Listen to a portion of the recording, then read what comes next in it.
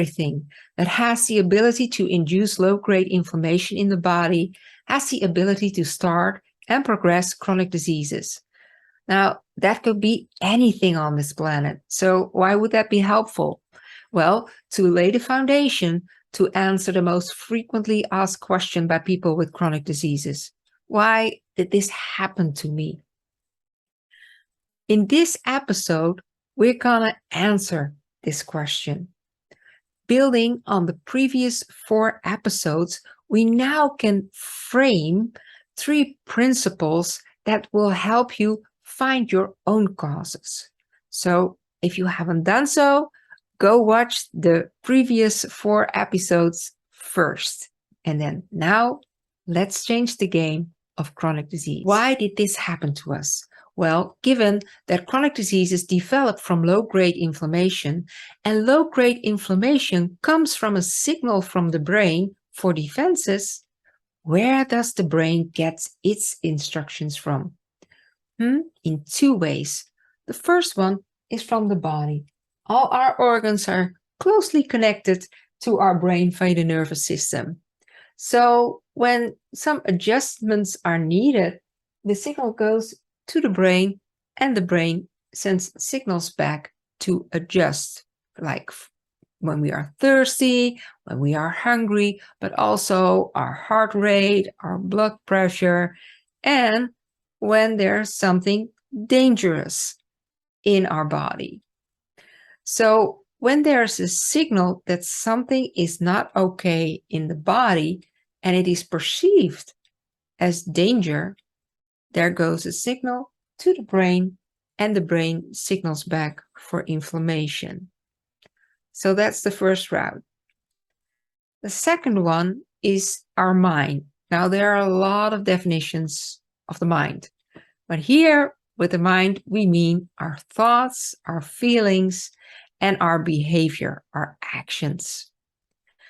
So when our thoughts or feelings or behavior include an element that can be perceived by the brain as danger, there goes the signal of inflammation.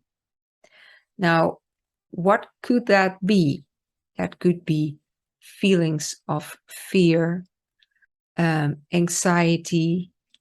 It could be our posture that has an element of fear.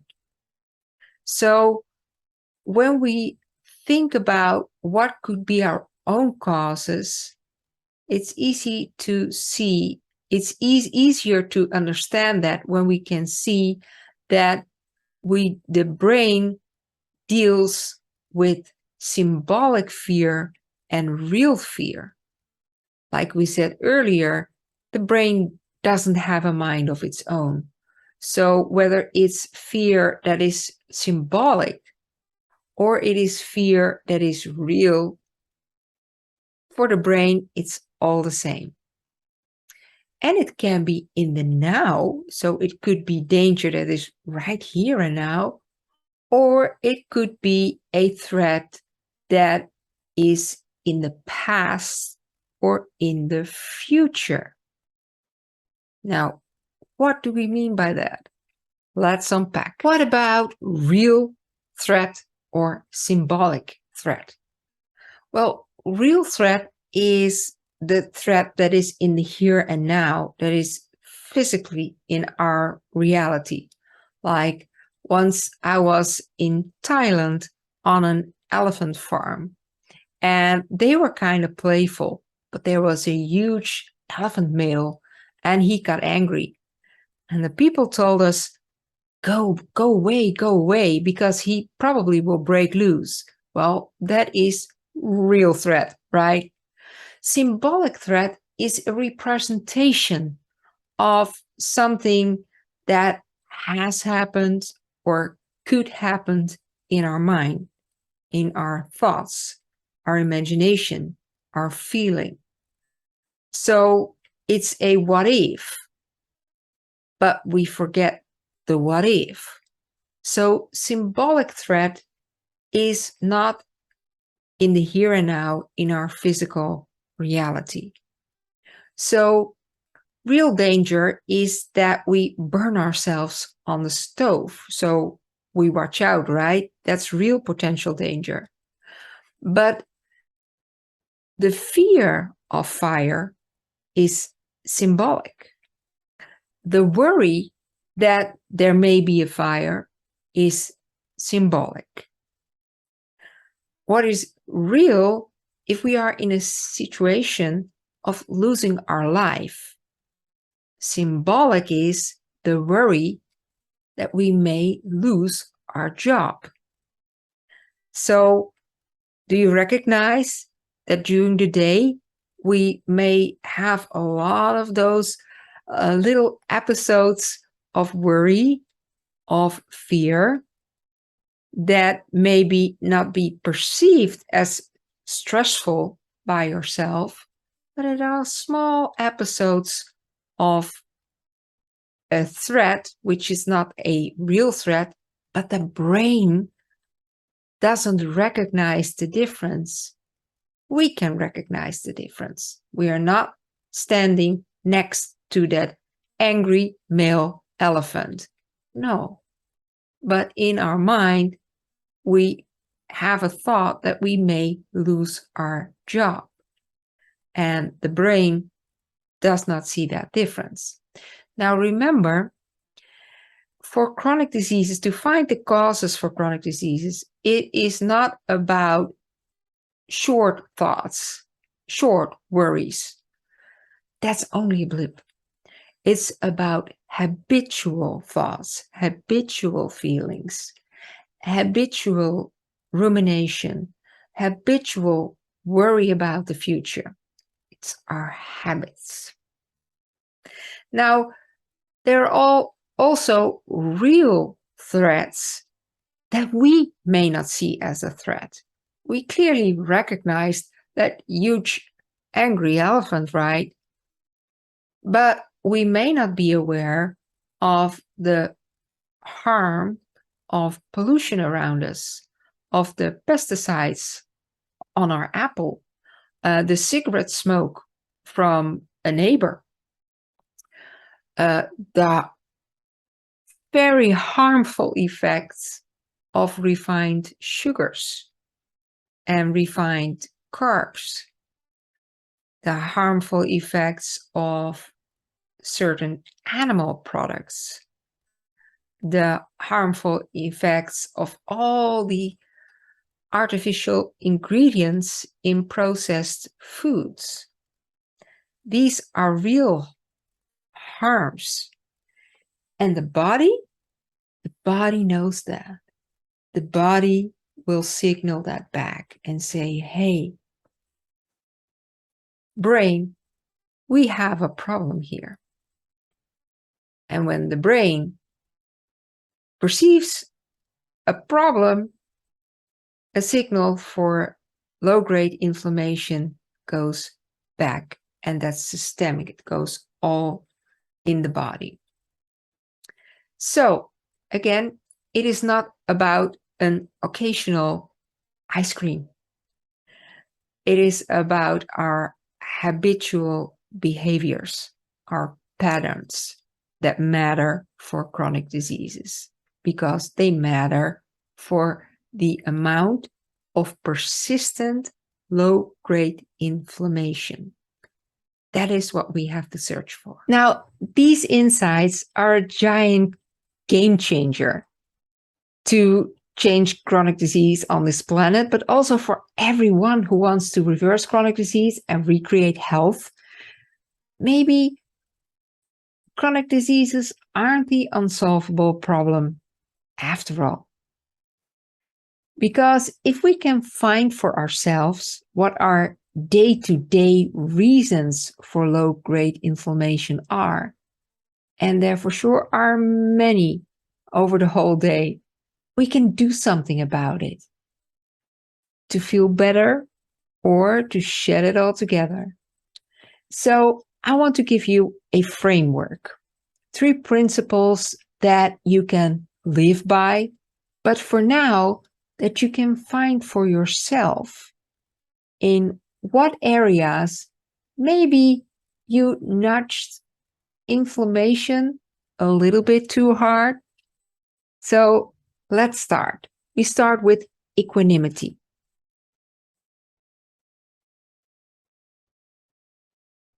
Equanimity, in essence, is a balanced mind, a resilient mind, that we have the ability to respond to our situation instead of a habitual reaction. But I think more profound is to see equanimity that for whatever happens during the day, we have a reference point of what it is and not of how it should be. We have a lot of illusions, pictures that we have made for ourselves, how we think that we should be, how we think that our spouse or partner should be, or our children should be, that we have a picture how our house should be, how our relationships should be, how our work environment should be, how our health should be, how our body should be, how our bank account should be. Now, that isn't going to work because we are never able to live up to all those shouldn'ts. And automatically, therefore, it creates resistance because we see that there is a gap between how we think that it should be and our reality. So when that is a pattern, and for a lot of us it creates resistance, and therefore it creates low-grade inflammation. So when we take our reference point like this is what it is, then there's no resistance. Now, that doesn't mean that we cannot have our dreams and wishes and plans for our goals, because we want to move somewhere, we want to go to a certain goal, to a certain situation, that we are eager to have it this way or be this way, because that is our natural drive to improve, to fulfill our desires. So that is perfectly okay. But we should not have that dream, that goal as a reference point and then disappointed that it is not here yet. It's not here at the moment, since that will create low-grade inflammation. Secondly, it's about looking where we are going and not what we are lacking. And that has all to do with fulfilling our desires. And sometimes we think that everything we want, that it's taking too long. And maybe we will never reach it. Maybe we will never achieve it. And we keep banging on that door. It's not here. It's not here. And that is resistance. And that resistance is causing inflammation. So equanimity is taking the reference point of as it is right now and eager to go where I'm going. And that makes it a whole lot easier to respond to situations around us instead of our basic habitual reaction. So does that sound familiar? Now, it has everything to do with this symbolic or real fear. Of course, there are situations in our life that there's real fear, and then it's good that we have inflammation. That's where it's meant for. Most of the time, our fears are symbolic. our stress is symbolic, and we may not recognize it as stress, we may not recognize it as fear, but it is this inner resistance that we feel because there is something lacking, or it is not the way that we pictured it. Secondly, temperance. Temperance is about eating and drinking less. For an advanced stage, also the timing of food, but in the beginning, it's just eating less and avoiding pro-inflammatory foods. Now, it's also about eating less because the body needs time to repair. So even when we eat extremely healthy anti-inflammatory foods, we still need periods that our body is not focused on digestion. There must be a quiet time so the body can repair, because damage will always happen with pollution or whatever that comes into our body. And we need a little bit of time to repair and restore. It's also important that we really watch what we drink and what we eat, and avoid alcohol and smoking altogether if we really want to reverse chronic disease and recreate health. There is no such thing as everything in moderation. Simply not, because with moderation, there's moderate low-grade inflammation, but moderate low-grade inflammation builds over time, and maybe it takes a little longer, or maybe way longer, but eventually it is not the route that we want to go on. So there's no moderation, sorry. It is consciously deciding throughout the day, what do I put in my mouth?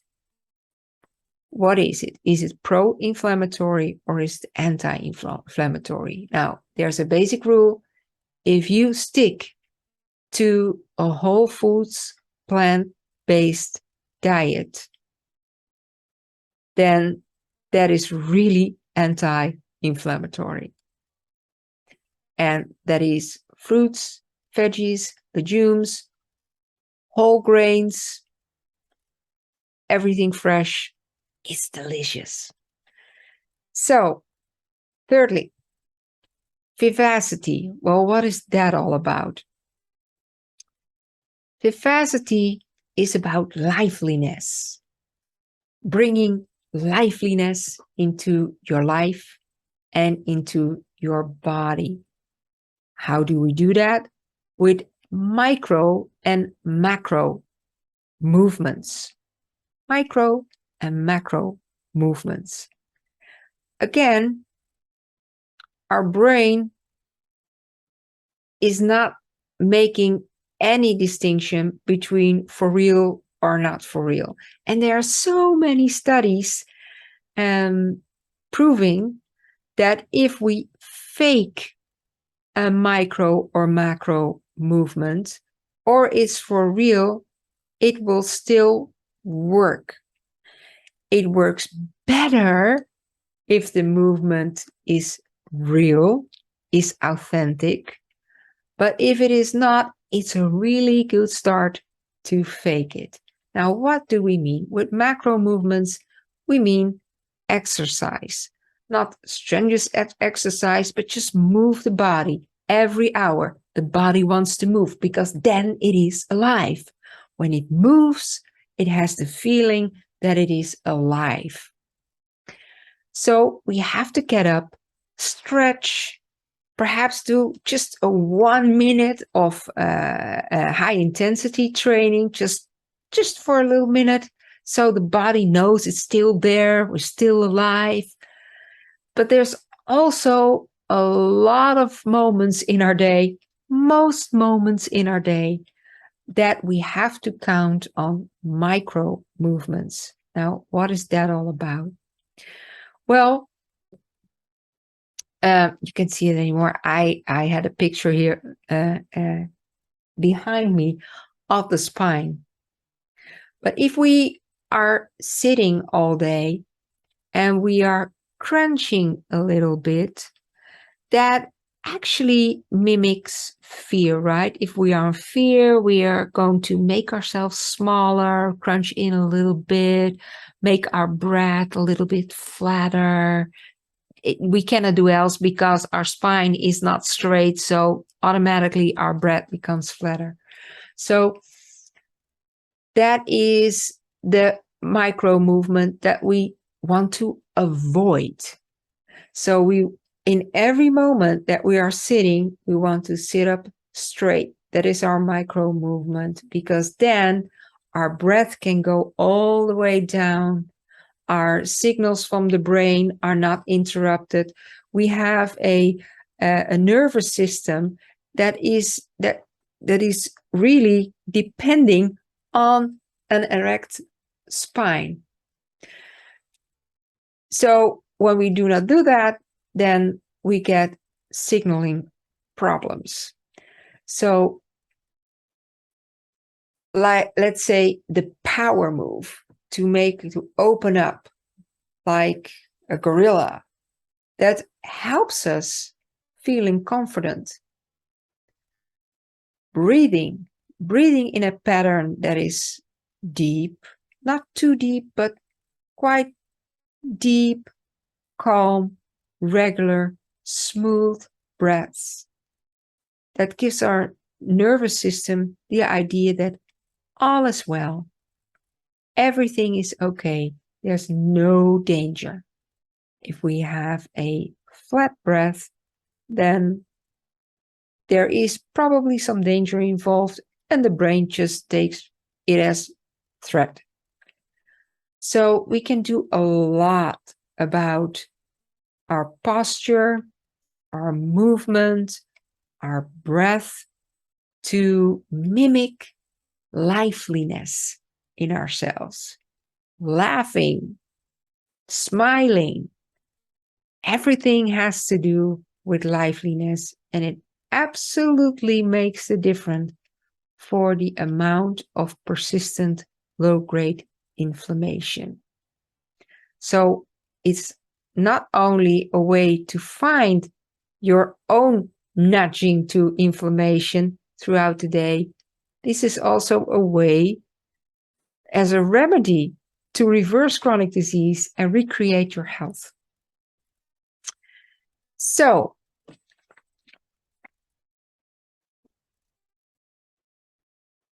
now you can assess for yourself how often in the day you deviate. You move away from equanimity, you move away from temperance, and you move away from vivacity, and then you get your answers. Now you start recognizing in those moments in the day. Maybe you even want to write it down for 1 or 2 days, just as a clear assessment for yourself. What unconscious or unknowing decisions you make that are pro-inflammatory and contributing to chronic disease. Now you have the basics to find your own answers on this nagging question: why did this chronic disease happen to me?